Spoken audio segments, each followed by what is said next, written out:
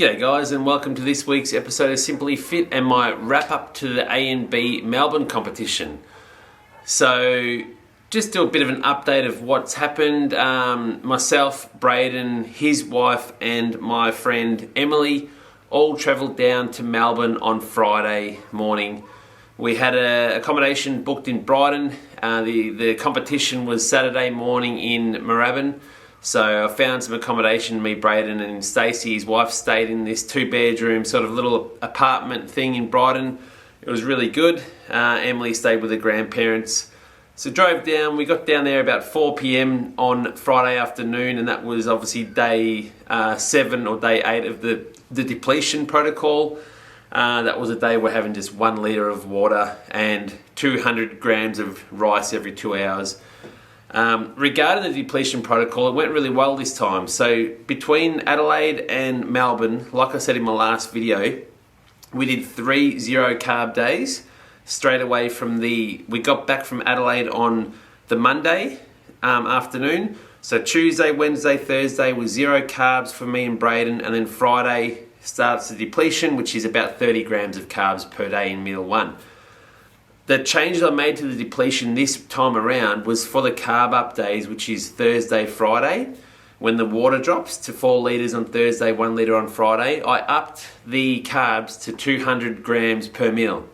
So we had 150 at Adelaide, we had 200 for Melbourne, and for both of us that worked really well. I think we were a little bit fuller. We were definitely leaner, which I'll get into in a moment, but the fullness and the feeling on stage was better for myself, and Brayden commented we could contract our muscles harder. It was definitely a better feeling having that 200 grams. The other thing that I did was up our glycerin to 20 mils. So we have a 3 glycerin drinks on the Friday morning before we left for Melbourne. 20 mils of glycerin, 200 mils of water, 5 grams of creatine, and 50 grams of dextrose. And the glycerin's just like a magnet for your carbs and just smashes it into your muscle. I handled it really well. Brayden had stomach issues after the second drink, so he dropped the third drink down to 10 mils of glycerin, because it's one of those fine lines. If you have too much, it'll go through you. If you don't have enough, you won't get as much uptake. So bit of give and take there. So Brayden's adjusted his spreadsheet for his next comp next year, and I've adjusted my spreadsheet. So yeah, we went there on the morning of the comp. We weighed ourselves, and I was around about 82.5 kilos, which I'm assuming is about 1.5 kilos lighter than Adelaide. I was definitely leaner, and Brayden was around about 65, so he was right on that threshold of the under 65s. Went to the comp. It was really well run. There was a little hiccup inside. They don't allow you to tan yourself inside.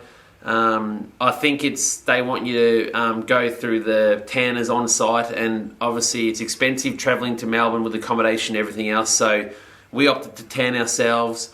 Our feedback from Adelaide was we weren't dark enough, so to rectify that, we started putting on the Pro Tan base coat Thursday morning. We did about 5 or 6 coats of that throughout Thursday, every few hours. Then we started doing the top coat, which is the foaming coat. And I think between Thursday and Saturday morning, we put on probably 5 coats of that. And that went super dark, nice and dry. It's actually really good. The actual top coat, if you look at my video on how to apply Pro Tan a couple of videos back, there's like this paste you put on at the end. And I've always done that in the past, and it's very, very sticky and transferable. And it's just not very pleasant to put on, and when you get it on, your clothes rub, and it's a bit annoying. So this top coat, which is a foaming top coat, sort of replaces that. Brayden emailed Pro Tan, and they said you just got to do that top coat. It's one or the other, whether it be the foam or the gel. So we opted just to do the foam coat, and we were super dark. We were probably the darkest up on stage, including the guys that had the professional tan done at the venue. As I said, the little hiccup was they don't allow you to do touch-ups at the venue. So Emily was in backstage with me, starting to just touch up, make sure my back was okay and the bits that I can't reach. And a lady complained and said that we can't do it, so me and Brayden had to sneak off into like the toilet area and finish it off and do our faces and stuff. So that's a learning curve.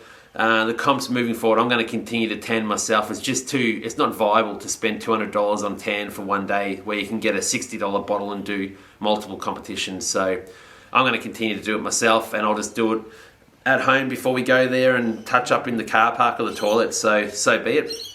Other than that, the comp was on really well.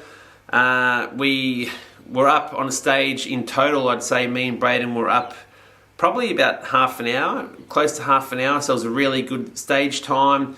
First up was our routines. There was another bloke in the comp who was in the under 90s with me.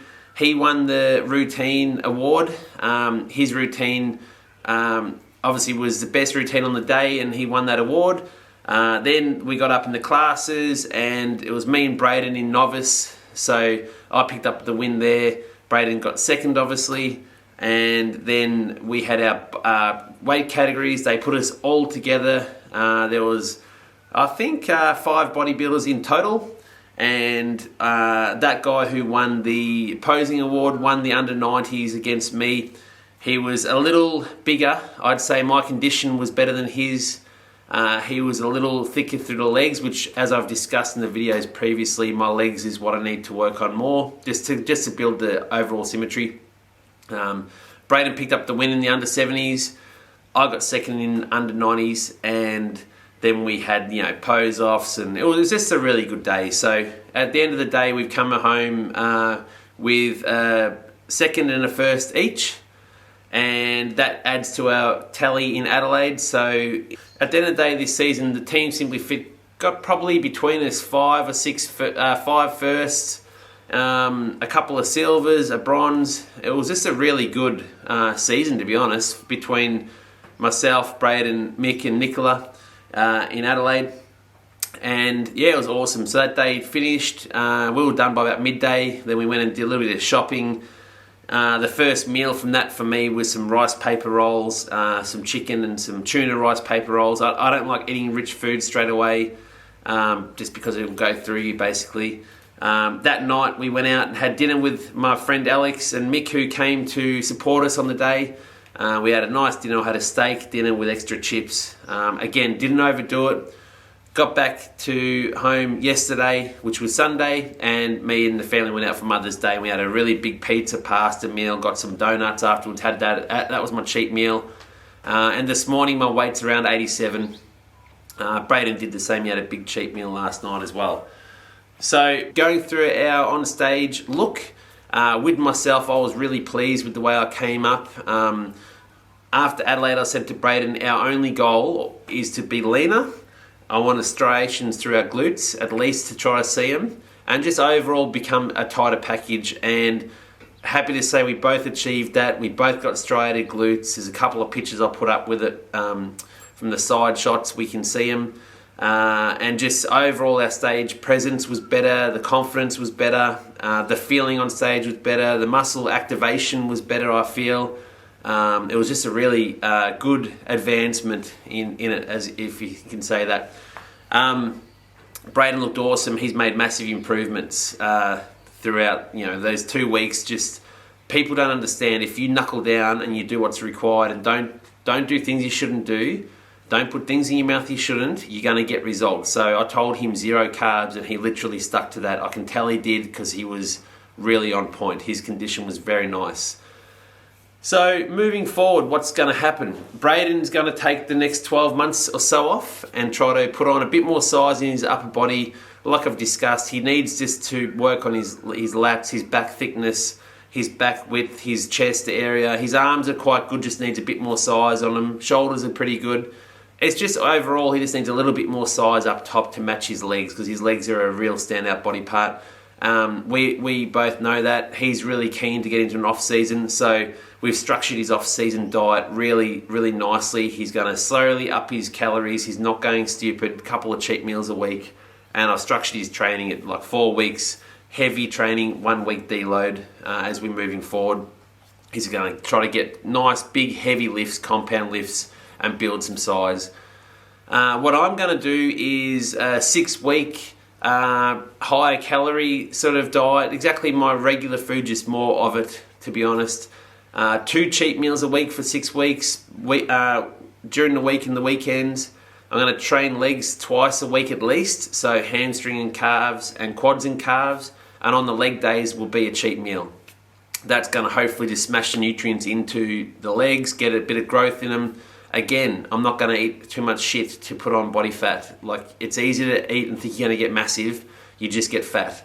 So my diet stays very strict, very structured. My training intensity increases, my cardio decreases slightly. I still like doing my morning cardio, that's never going to change.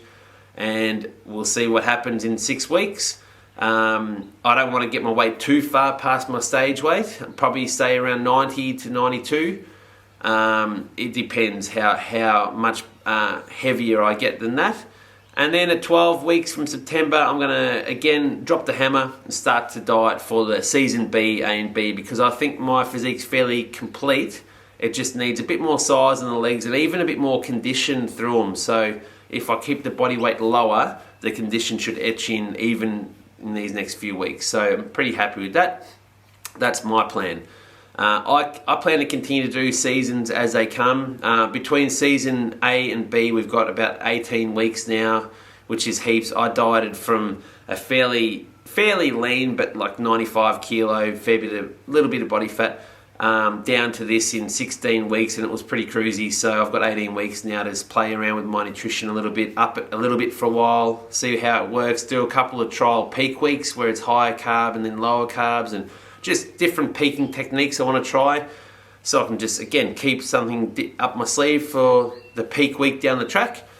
So there's 2 competitions in September which I want to do, and that's September 10th in Melbourne, same venue, awesome venue, I think it is, and September 17th in Adelaide. So Melbourne, I'll travel by myself, just go for the weekend again, and Adelaide, the family will come, we'll stay at that caravan park again, and it's awesome for the kids and love it. And then between that comp and next year, you've got about 7 months. So you've got a bigger off season, more time to grow.